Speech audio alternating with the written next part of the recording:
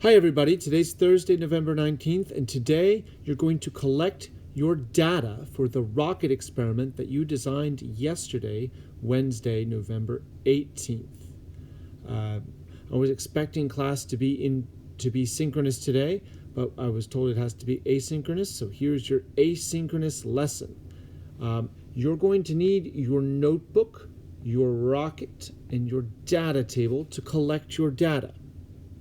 Today's lesson, we're going to talk about how to identify the controls. That's what's going to make your experiment fair.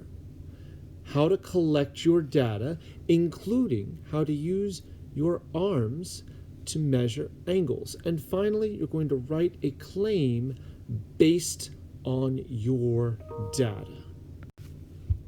So, when you do your experiment, you want it to be a fair test, which means you need to identify the variables that you will control.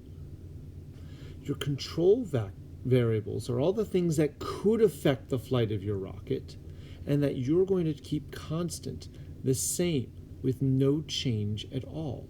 So things that could be independent variables like height or force or angle or wind, if they're not your independent variable, you want to keep them the same for your experiment so that you know that the only thing you're testing is your one single independent variable. Make it a fair test. This is a cool trick I learned in astronomy class. You can use your fists to measure an angle.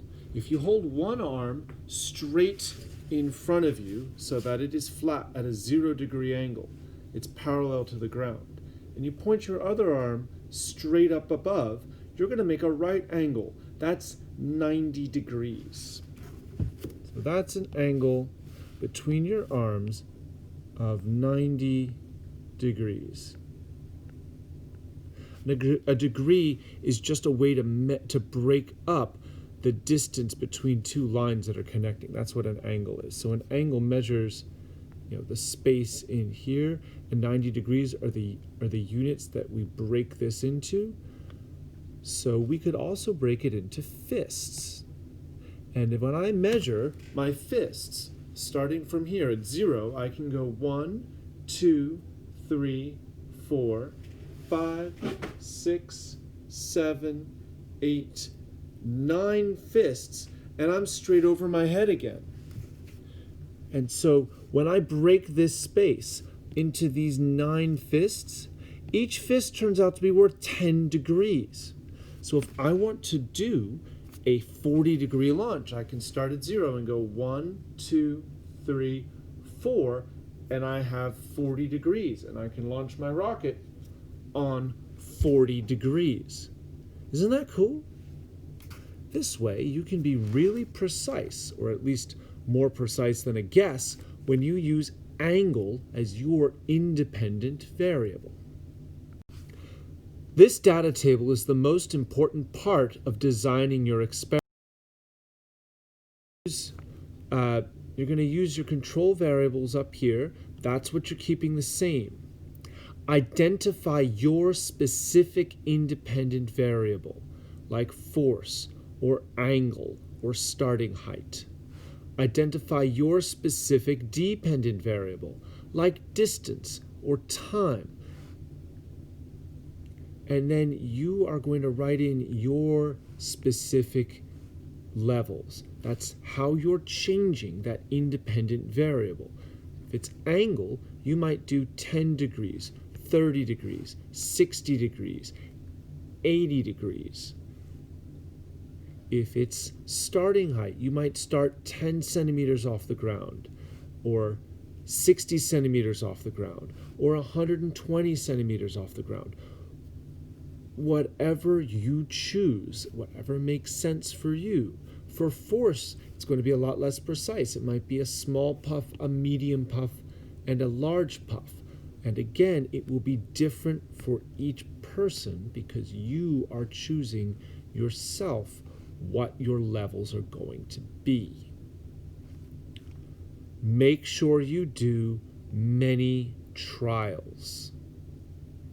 Make sure you do many trials because you're not going to be super precise. So you want to get an average of all your results so that you have a more accurate idea of what the result really is. To summarize, controls,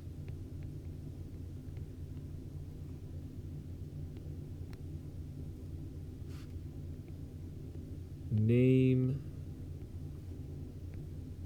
your variables.